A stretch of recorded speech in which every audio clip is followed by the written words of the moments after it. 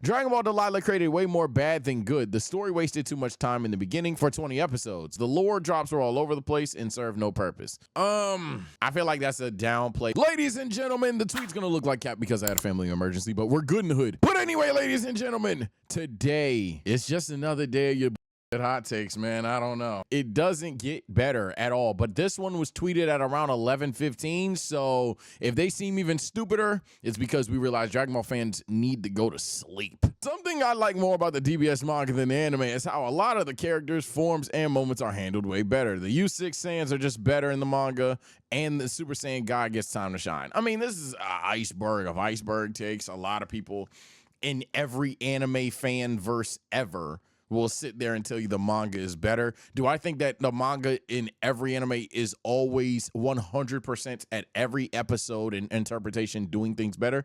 No, but more often than not, it can be the case in Dragon Ball Super's case. Yeah, they just flagrantly like are more, I don't want to say more creative, but they care about our main characters more than the anime does, if that makes sense. Like the anime kind of is willing to get a little bit more gimmicky and out of the norm just cause. The manga kind of sticks to not only the story, but like to the personality of a lot of characters, and my personal belief. Do you later in the latter half of it, you know, where Super the anime stops, I don't even need to spoil it, but yeah, some people don't like some shit that happens in the future. But if we're talking about from stopping at the Tournament of Power, yeah, I would just say yeah. And then the Super Saiyan God shit, of course. I don't need to talk about that. Plus, anime has rage. Fuck that. So another Super Saiyan God take. Maybe that's the shit of the month. I believe Super Saiyan God has a case for GOAT transformation. Its debut and importance to the show rivals original Super Saiyan. It has opened our main characters to a new realm of strength to be conquered and has pushed them to new heights to be unimaginable. I mean, if you want to do it via that specified way, sure. Goku and Vegeta reach this realm of strength through the God transformation. However, I would question, what about Gohan, Broly, Frieza, Jiren, Hit? There's a lot of characters that hit that tier of strength without necessarily the turning point that is original Super Saiyan. I mean, that is Super Saiyan God. And what you would say is, okay, well, what about the characters that get stronger that don't have Super Saiyan? Well, here's the thing. In the original Dragon Ball Z series, Super Saiyan is constantly being something that's scaled too. So like when Piccolo fuses with Kami, they're like, he might be stronger than a Super Saiyan. The whole entire series is about ascending past Super Saiyan. And then Goku's third transformation is about going even further beyond. Hell, I could make the argument that original Super Saiyan inspired Super Saiyan God. So just on every metric, I just think original Super Saiyan is better than God. Therefore, no, God does not have a case. I like the point that you're trying to make. I'm not saying it's a dog shit point, but the overall, at the end of the day, for comment 34, that's gonna say, no, Sage, you're bugging, he's spitting, he's cooking. Bro, his original hot take is it has a case for being the GOAT. I don't have an argument for how it's better than original Super Saiyan, so therefore, no, it does not have a case. It's a good transformation, though. I like it. Vegeta should have stayed dead after the Buu saga. After the U. Oh, quotes would have helped you. After the "you are the best" moment, his character feels complete, and there is really nothing else to do with him except repeat things, which is what we see in Super. That's not true. That's not true at all. Especially not in the manga, so I don't even need to talk about that. But even in the anime, no, you see an entirely different character. Not in the sense of a different character, like who the fuck is this guy, but you see the results of a character who has accepted that at one point in time Goku was the best, who has accepted that, yo, he fucks with Bulma and Trunks and things like that. Vegeta doesn't behave at any point in Z the way that he does consistently in Super, unless you want to count after being resurrected. And even after being resurrected, he's still giving Goku a hard time with the fusion and then talking crazy to Earth unnecessarily. And don't get me wrong, Vegeta will still, you know, talk randomly to a grunt kind of crazy, but he's obviously a more reserved character now. He's a character that embraces that he's one of Earth's protectors, or not even Earth's protectors, Bulma's protectors, because he don't give a fuck about all the other NPCs. Bro just loves his wife. But on many different accounts, the idea that this character is the same, let alone has nothing to do. Hard disagree. Dragon Ball Delilah created way more bad than good. The story wasted too much time in the beginning for 20 episodes. And before the last 4 good episodes, we had a stretch of mid to ass filler. The lore drops were all over the place and served no purpose. I feel like that's a downplay because there's probably some retcon that you don't like. To sit there and say that Dragon Ball Delilah from start to finish until the final 4 episodes were bad, and then to go as far as to say the final 4 episodes were good based on what your original hot take was, is the definition of bullshit, and Dragon Ball fans like an hype beast shit. And before comment to bitches, again, his take is Dragon Ball created way more bad than good, and he doesn't like how lore drops and retcons just fucking, you know what I'm saying, they're serving no purpose. Okay, then why are you putting up on a pedestal Super Saiyan 4 episodes? You know what I'm saying? Like, that doesn't necessarily equate at all. If you had an issue with the series, you would have an issue with, honestly, the transformation itself. You wouldn't have an issue with the fact that Vegeta potentially has 3 and thinks it's fucking stupid to do it again. That's kind of just very sensible. I mean, Goku barely uses 3 too, so shocker. You wouldn't have an issue with the demon realm being expanded upon, which is, by the way, you talk about random lore drops. The demon realm being expanded upon is like very perfect for the series. I have no issues with that whatsoever. You have no issues with Deborah essentially getting a backstory. We're seeing how he rose to power, how he lost power, how a character like Goma could surpass him with the 3rd eye, all these other shits. So the idea that like in the beginning it was just filler, the lore drops were stupid, but that Super Saiyan 4 though was good, is wild to me. Like, that's just a wild way of thinking. If you're gonna hate Delilah or not like the show or think it's bad, mid, whatever the case may be, you would essentially just say, I don't like that it either feels like a nothing burger or that it ruins my glorious King Dragon Ball Z, which I disagree with both, but that's what you would have to do.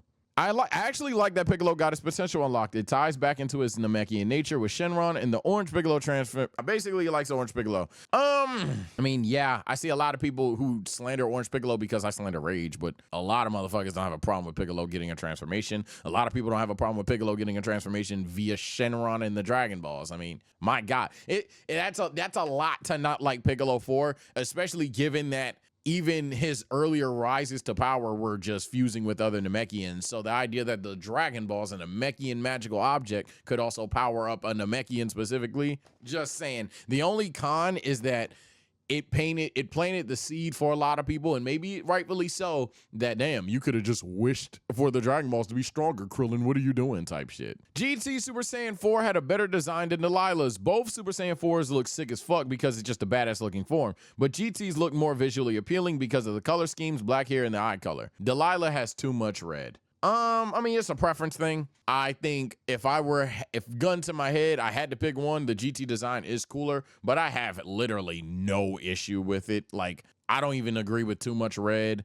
I don't agree with any real complaints about it. I think it's just like a coin flip. If someone said they like Delilah's one more, okay, someone could sit there and talk about why did Goku's pants change, right? So I think both forms are just fucking awesome. I don't have an issue with either of them. Oh my God, a lot of Delilah. Goma was an underrated villain. I mean, who really rated him right now? So I don't know. I don't know how to answer this. If people think he's ass, I suppose so. I don't think he's an ass antagonist, but he's not an all-timer. He's not, I wouldn't even say a great Dragon Ball antagonist. He's solid. He's good. He's not one of these all-time antagonists though. So I wouldn't say like yeah, I don't even know what the bar for him is. So we'll find that out later. Vegeta is stronger than Kakarot. He has been ever since he was introduced, and it was solidified when he got Super Saiyan Blue evolved. Vegeta was introduced with the power level of 18,000 and based off pure potential alone, whilst Goku, even with godly training, King Kai, could only get his power level to half of that. I'm not reading the rest of that. Nobody's going to comment that. I'm not even going to act like comment one would say anything about me not reading the rest of that. Ladies and gentlemen, I've noticed in not even just the anime community, but in television community, I'm so lost on Invincible, even though I feel like I've been spoiled. I don't know what the fuck going on. So I ain't been spoiled there. Avatar, Korra talks because of the other series upcoming. That's been having a lot of discourse as well. And I'm starting to realize niggas just don't like what they watched. Niggas will flagrantly see something and just be like, but I ain't want that to happen. So I disagree. Or I like Vegeta more than Goku, so he's stronger than him too. Or and it's just so many things. Where I'm going with this, what this is the Japanese for, gang. The story straight up tells you very consistently who is stronger than who at what point in time with Vegeta and Goku. I'm not gonna lie, it's almost never a puzzle or question mark until you want to go to the latest version of the manga, maybe. But even then, it's kind of like a, bro, you know the answer. But if you want to be disingenuous or whatever, consistently through the story of Dragon Ball, when they're telling the story of the current arc, you will clearly see who is stronger between Goku and Vegeta. And if it's a question mark, I guarantee you the arc hasn't finished. Every time. Like holy shit, every time. You're talking about the Saiyan saga.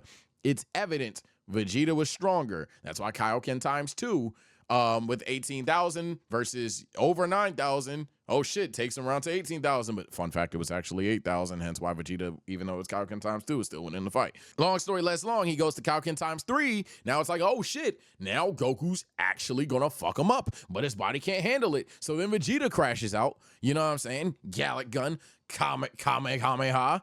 Times 4, overpowers it again. We know how strong that Gallic gun was now. Great ape. Goku ain't fucking with a great ape. Then we can see for the rest of the arc that Vegeta's the strongest one there, the tankiest one there, etc., etc. You then literally introduce the niggas that tell you how strong people are with the fucking scouters.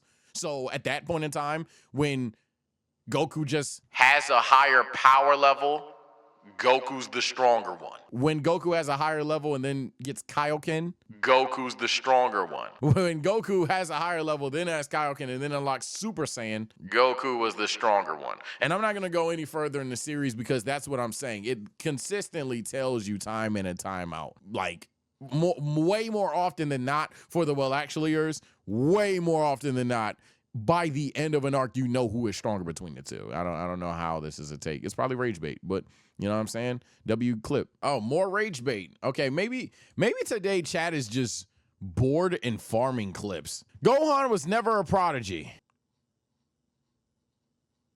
He worked and earned a lot of things through his training with Piccolo and his rage boost. I hate when fans think Gohan's peak potential is the same as his power or insta win. No, gang. It's just, again, I'm not saying Gohan didn't work hard, but halflings are literally stated to have higher potential than base Saiyans. It's just like shrug shoulders. I don't know what to tell you. It's literally stated that they are. He's told multiple times via Goku, fucking Toriyama, Piccolo, Vegeta, that he has the highest potential in the series. It's not necessarily meaning that he's this power guy that, wait, I don't even get your point. Now I have to reread it because I don't even get your point. He wasn't a prodigy because he worked and earned a lot of the things. I hate when fans think Gohan's peak potential is the same as his power or insta win. Yet, nobody, do you think that people think Gohan doesn't work hard? Because I don't know who you argued with. Everybody knows Gohan worked hard, but gang, he was a prodigy. It's not that complicated. King Cole was not wasted. He served his purpose of doubling the tension Frieza brought to reinforce the mystery and shock value of a new Super Saiyan coming out of nowhere and no diffing the two strongest villains we'd seen so far. This is only a hot take because this is on my channel, so I'm not even mad at you. Chat might say cold take in a couple of seconds because I think low-key my stream's delayed today, but yeah, it's no. This is certainly true to me. I don't know what that arc was. It's low-key calmed down, credit where it's due, but it was like a 6-month run of TSLs claiming every character in Dragon Ball not named Goku, and even that one guy did name Goku, was a wasted or misused character. At some point, if the entire cast is misused, then fuck it, gang. Y'all write Dragon Ball. But at the end of the day, no, 5 people with brain cells, actual brain cells, not trying to be different, would tell you, yeah, no, King Cold clearly wasn't a wasted character. Krillin should have stayed dead after Namek. No explanation or reason, just pure hatred for no-nose tot-sized guys. I mean, if you had to make the argument for Krillin being dead, you could do it, but nah, Krillin deserves to come back. But I respect that you're just admitting that you just don't like Krillin. Furthermore, what the fuck Krillin did to you? He's one of the best tots in anime. Chill, bruh. Although Vegeta gets his ass whooped for like 95% of the series, he is for sure one of the characters that clutch up for other characters such as Goku and Gohan in the Cell arc, not in a way where he fights and wins, but gives other characters opportunities to finish off the villains. Saiyan Saga, he was the villain. Cell Saga, sure. Buu Saga, sure. Battle of Gods, absolutely not. Revival of F, sure. Universe 6, absolutely not. Tournament of Power, yeah, kinda. I wouldn't credit Vegeta with all of that just because he had that one moment of throwing the key, though. That's kind of crazy. Like, sure, objectively, yeah, Goku probably loses, but it's just on some shit like between that versus what Android 17 does, Frieza does, and Goku himself. I see what you're going for. I don't think Vegeta's this dangerously unclutch guy, so it's a coin flip. Sometimes he just sells, sometimes he's clutch. I don't agree with it, but I see where you come from. It's cool. He's a clutch guy. Oh, God. Vegeta didn't earn my sympathy for either deaths. It was cool how he helped Goku accept his Saiyan heritage, but this man was crying as if they were a kind race. He alone slaughtered millions. It just looked goofy. Imagine King Von asking to stop gun violence.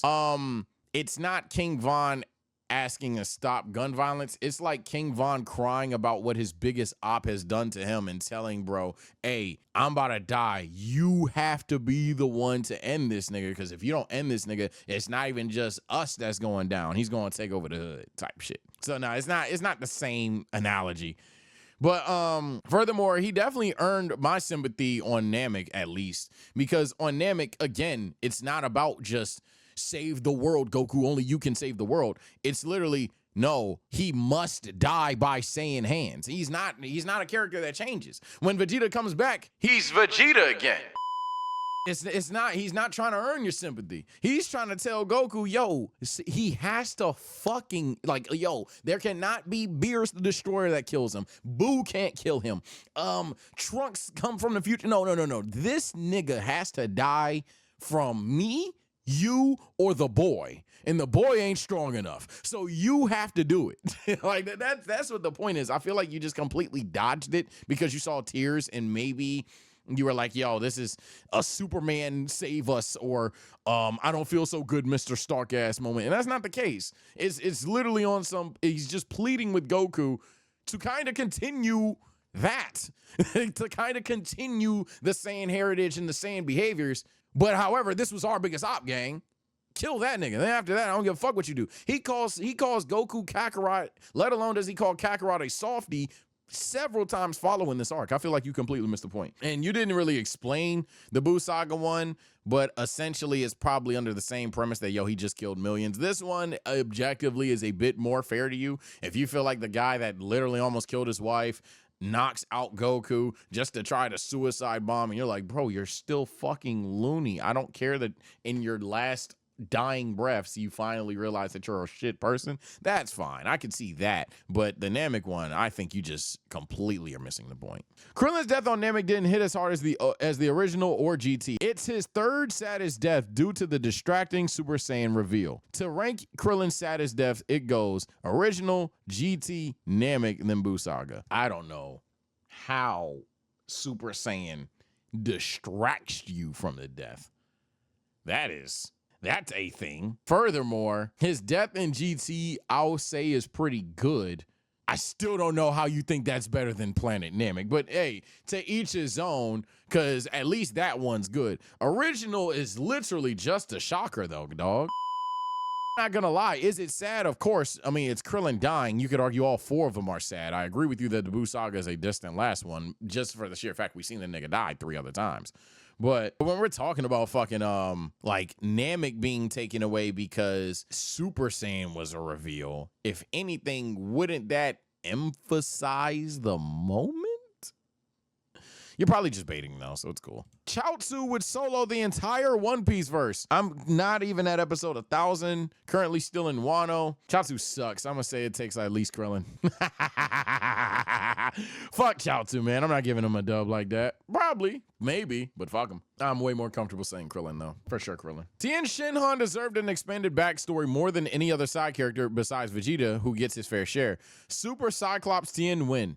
Tien already has like lore. He has a lot of it. Like, unless you wanted to visually see Mercenary Tao and the other nigga just kick his ass more, he already has You see what I'm saying, though, bro? Like no cap. But this is what I'm talking about when I'm saying like no cap. Y'all will sit there and dunk on One Piece, but then you want your shows like One Piece because you literally just want Tien to be like a Sanji kind of character where he has a backstory, but then you want another backstory because you want to have a hidden reveal for Super Cyclops Tien.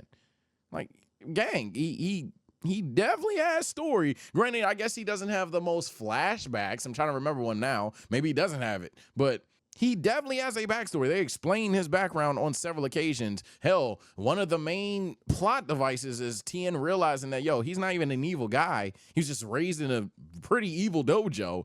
And furthermore, he's a warrior above all else. Before even being a good guy, he's a warrior. So yeah, no, the idea that he doesn't have a backstory is crazy. And now, as far as you wanting Super Tien, go to the Demon Realm. I personally feel like power levels are the stupidest aspect of Dragon Ball, especially in the Namek arc, just because of the inconsistencies, not the retcons or shitty transformations. I mean, no, there's a lot of stupid shit in Dragon Ball. Before we even like talk about just inconsistent scaling, Dragon Ball literally will just do some shit because it's funny. like we've accepted a lot of shit, but it's just because Dragon Ball just wants to be funny. I don't think the power levels thing is too much of a, oh yeah, this is the dumbest fucking thing. Furthermore, I wouldn't even necessarily talk about power levels more than like power creep. Not trying to, well, actually it up, but if anything, the power creep in Dragon Ball is worse than the raw idea of power levels. The idea that some characters are just brought back for Zybes strong as shit, we accept it, but that would be even like a dumber shit. But no, for the most part, Dragon Ball just will do some shit just because it's funny. So no, it's not the dumbest fucking thing. Do I think power levels are fantastic? No, could have been executed a lot better. But no, it's not the worst thing in the series. Last one. It had to be a Delilah one. Enough time has passed. Delilah over Super over GT. I'm not gonna lie. There is no way, and I fucks with Delilah. There's no way I'm going 20 episodes in, solos both. Can't do it. Now, I feel like you can compare it to GT, which isn't too long of a show. And then, I mean, it has the one-to-one visuals. You know, you got Tot, Goku, and Super Saiyan 4. But I can't compare it to Super when, like, if you were to go arc for arc, there's certain ones where Delilah is better, and then there's certain ones that is worse. I'm not going to be obtuse. Shout out my brother, Carthus Dojo. He had a tweet about it, and he was like, Delilah up to that point would be, like, better than, like, first half Dragon Ball Super. I don't know if I quoted him, but I meant to. Yeah, we know what this is really talking about. You niggas just want to compare the Tournament of Power to Delilah, to be honest with you. And then that's your whole take. I'll give Dragon Ball GT fans this. They actually fuck with the entirety of their show. Super fans, you niggas just talk about Tournament of Power, and maybe 10% of you talk about the Black Arc. But you niggas, I know y'all aren't sitting there and saying with a straight face, yeah, U6, yeah, Revival of F, Battle of Gods, stomp. Come on, dog. Like, even if I had to play this game, no, that's not what y'all going for. Y'all just want to talk about the Tournament of Power. Now, in regards to the Tournament of Power versus the Baby Arc versus Delilah, you can comment below what you got there. But no, for that alone, I can't say that considering how much like more times it's fallen on his face and then dropped some peak shit and then really fell on his face. I can't compare it to a series like Delilah, in my opinion. But let me know your thoughts. Let me know if you think I tap dance around it. I didn't. I think I had a really good point. But this has been another episode of TSO Hot Takes. They've always been brain rot. They'll continue to be brain rot. But take care, stay blessed. See you next time. Bye.